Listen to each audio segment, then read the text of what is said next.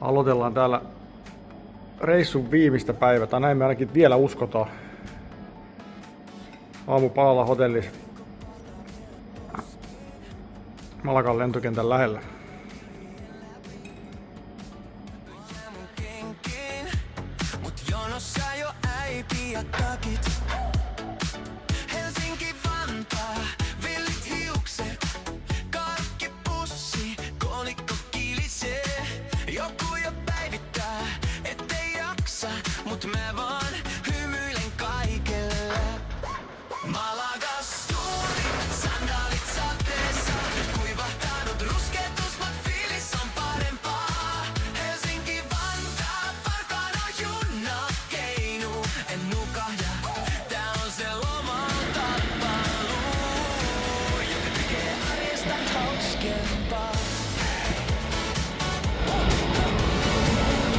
Sinne lähti Jetta kohti Suomea.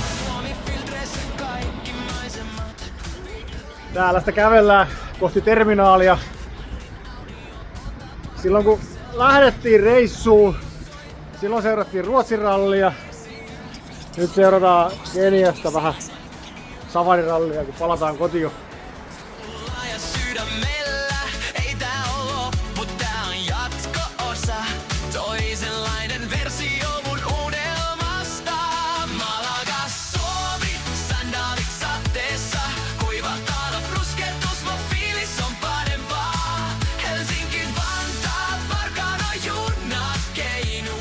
Koneen 5 tuntia, 4,5 tuntia, mitä tää kestää?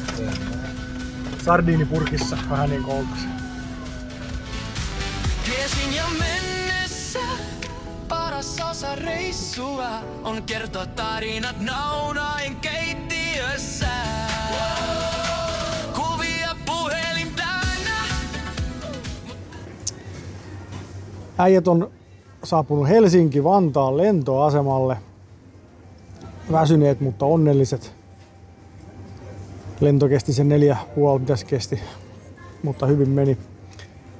Odotellaan tässä nyt junaa. Me mennään tästä vielä junalla Parkanoon pari tuntia. Joudutaan vielä odottelee vajaa tunti junan lähtöä. Tässä oli hyvää aikaa, nyt vähän syötiin ja ollaan pikkusen summailtu kustannuspuolta tästä nyt, kun se on niin monia kiinnostanut, että mitä tämmönen hupi nyt sitten oikein maksaa.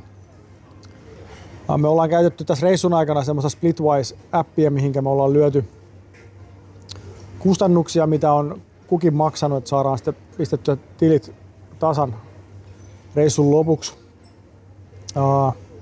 Katsottiin siitä vähän kategorioita ja yhteenvetoa, että mitä tässä on nyt kaikkea tullut maksaa, niin voisi niitä tässä pikkusen käydä läpitte. Splitwisein loppusumma meillä oli noin 6 700 €. Se koostuu, siellä on bensaa, noin 2 200 €. Siellä bensat maksoi vajaasta eurosta. No tietysti kalleimmat bensat varmaan ostettu siellä lähtöpäässä ja täällä Euroopassa.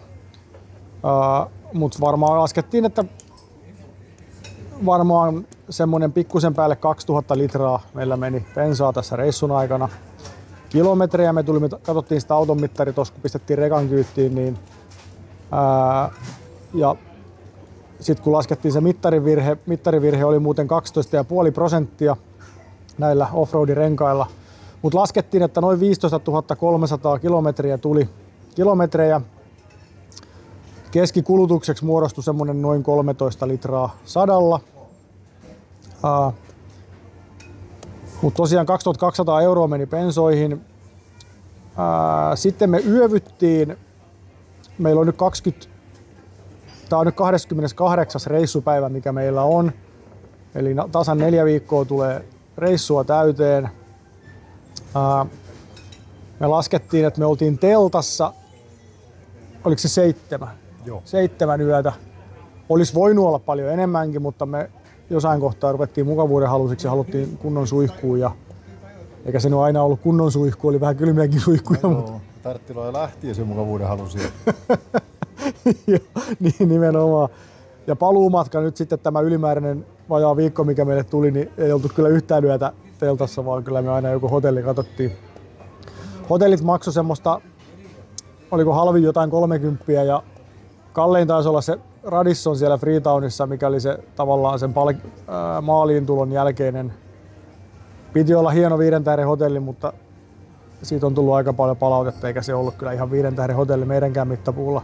Mutta hotelleihin on siis mennyt noin 2 tonnia tämän reissun aikana, mistä osa nyt on sitten tätä meidän ylimääräistä tämän viimeisen viikon yöpymisiä. Ruokiin, mitkä ei ole kuulunut, siis osa ruuista on kuulunut tuohon hotellihintaan, mutta mitä ollaan sitten muuten tehty ostoksia ja käyty syömässä jossain ravintoloissa, niin on 550 €. Sitten erilaisia lauttoja ollaan menty ensiksi Suomesta Viroon ja sitten Espanjasta Marokkoon ja taas tultu takaisin ja sitten jotain tällaisia kuluja oli noin 700. Ja sitten muita autoon liittyviä kuluja, siinä on ollut auton korjauksia, autoon ostettuja tarvikkeita, mitä me alkumatkasta ostettiin ennen Afrikkaan menoa ja jotain muuta pieniä yksittäisiä hankintoja, niin niitä on noin 700 € ja sitten jotain muita kuluja siihen päälle. Mutta siis kaiken kaikkiaan noin 6700 € listattiin Splitwiseen kustannuksia. Sen lisäksi tulee tämä auton kuljetus takaisin Suomeen. Se oli noin 2,5 tonnia. Ja sitten niitä muita tähän itse tapahtuman organisaation kustannuksia, eli tämä tapahtumaan ilmoittautuminen ja siihen liittyviä viisumimaksuja ja vakuutusmaksuja ja evakuointimaksuja ja kaikenlaisia tällaisia, mitä piti maksaa. Yksi vapaaehtoinen maksu maksettiin, ostettiin satelliittikarttoja 240 €, mutta niitä tuli kaiken kaikkiaan noin 2,5 tonnia per naama, muistaakseni, eikö se näin tainnut olla? Et tästä kun summailee, niin kaiken kaikkiaan kustannukset tästä 4 viikon seikkailusta on ollut noin 8350 € per henkilö. Ei paha. Ei paljon mitään. Harrastukset maksaa. Ei se ole harrastus eikä mikään, jos ei kaikki rahat mene.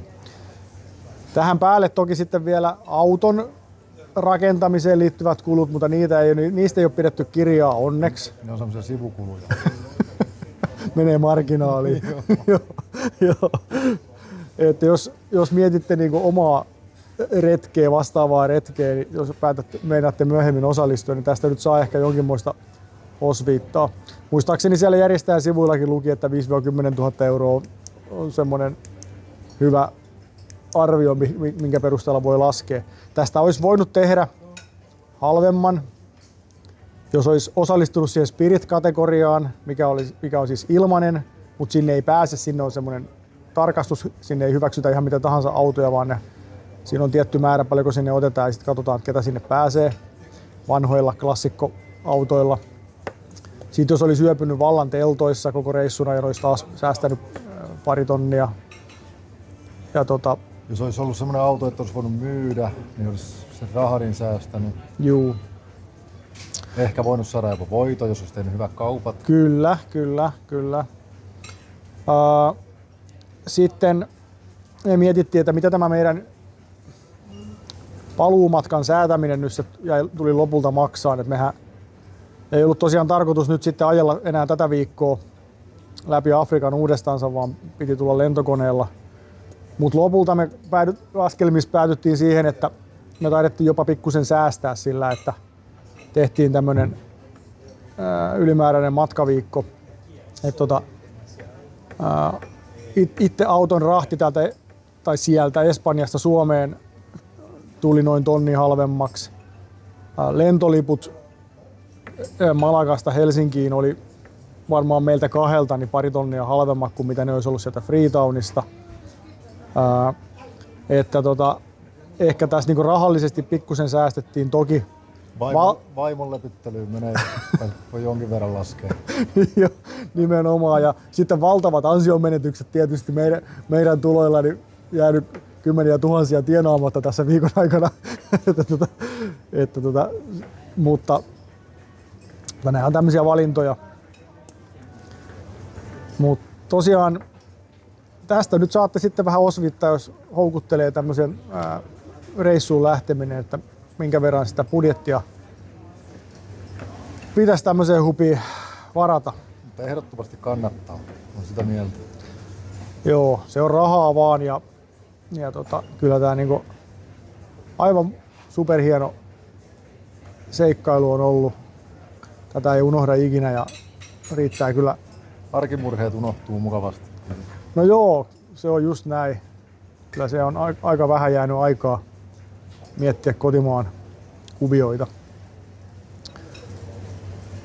Meillä on tästä nyt vielä edellä junamatka Kankaanpäähän ja sieltä on kyyti tulos hakemaan Parkanosta meitä makkaraperunoille.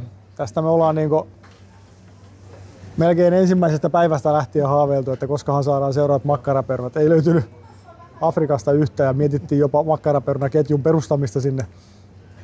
Ja kysyttiin tekoälyltäkin, että mitenkä Ramadanin aikaa voisi saada makkaraperunoiden syömisestä hyväksyttävää. Mutta tekoäly ei suostunut meille rakentaa strategiaa siihen. Mutta ei tässä ole enää montaa tuntia, niin päästään makkaraperunoille ja sen jälkeen voidaan pistää reissupakettiin. Tehdään vielä varmaan joku jatkovideo sitten, kun auto saapuu joskus 1,5-2 viikon päästä Suomeen ja saadaan se kotiin. Täytyy vähän tehdä vielä tarkasteluita ja huoltoja siihen ja miettiä, mitä sille tehdään sitten tulevaisuudessa. Yhtenä ajatuksena on ollut jossain kohtaa purkaa se auto ja se kori esimerkiksi kaipaa vähän ruostekäsittelyitä ja korjauksia. Palataan siihen myöhemmin. Kuten myös siihen, että mitä tälle YouTube-kanavalle nyt sitten jatkossa tapahtuu. Että me ollaan saatu ihan kivasti seuraajia ja porukkaa ja aikaisemminkin on toivottu jo esimerkiksi erilaisia autonrakennusprojektivideoita, että jos semmoisia saisi sitten joskus myöhemmin koostettua. Itse vähän harmittaa, että silloin kun tätä autoa rakenneltiin ja alettiin viime kesänä vakavammin tekemään, niin ei ole tullut kuvattua videoita. Jotain kuvia on tullut otettua, mutta niistä olisi varmaan saanut mielenkiintoista sisältöä itse tuon auton rakentamisesta. No joo, mutta aikaa ihan tuolla rakentamiseenkaan, niin kontsan olisi koonnut. No se on just näin, että kyllä tähän menee aika paljon aikaa tähän videoiden tekemiseen. Että se on yksi semmoinen juttu, mitä tässä on reissun aikana opeteltu.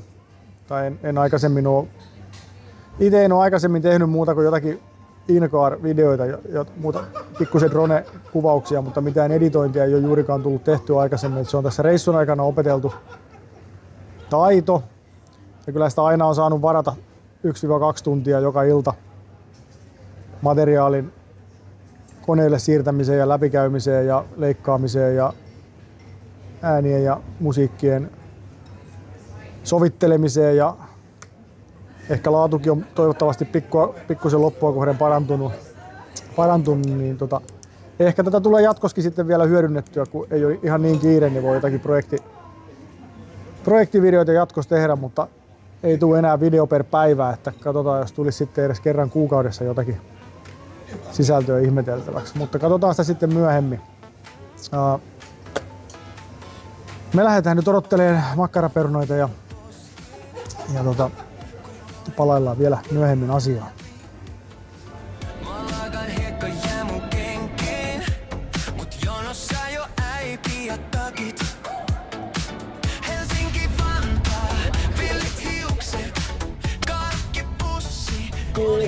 Helsinki on pakon suurin hakku, juolittumaan koon. Vanhemma viinillä on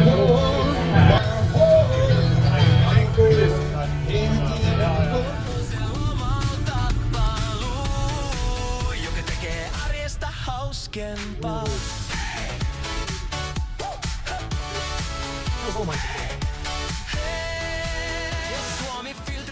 Ai, kuukausi ollaan haaveiltu makkaraperunoista ja Nyt saatiin. Herkku Paussi Kankaanpää. Eikä ole edes maksettu mainos. Semmonen jäänyt tossa videoitten omassa unohtunut kertoo meille. Jossain kohtaa on kyselty, että millä me ollaan niinku pysytty terveenä, kun ollaan syöty mitä sattuu. Ja ei meillä kyllä ole ollut oikeastaan mitään. Itellä oli parina päivänä vähän maha löysällä, mutta Jaskalla oli jonain päivänä vähän pää kipeä, mutta siinä on meidän sairaskertomus tältä reissulta. Vähällä ollaan päästy. Nyt pitäisi enää muistaa sitä malarialääkettä vetää muutaman 10 päivää. Se on varmaan kaikista vaikeinta tällä retkellä. Ja nyt nautitaan makkarapernoista. Kuvia puhelin täynnä, mut tärkein muistikuva on yöruoka kioskilla. Naamat naunaa, rasva roiskuu jo. Malarapuoli, sandaalit sateessa, kuiva